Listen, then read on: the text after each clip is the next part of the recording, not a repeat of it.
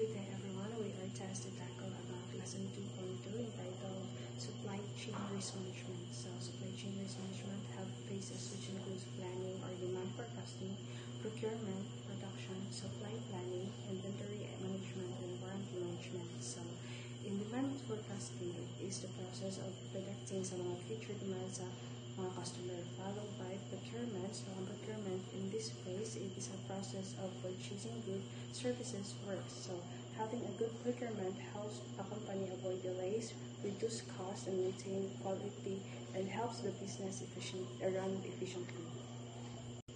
So next is production. Production is a process of making a product or turning the raw materials into a new product. The next phase is supply planning. So ang supply planning is mag-issue nila nga ang imong business has enough materials at the right time para ma-meet ang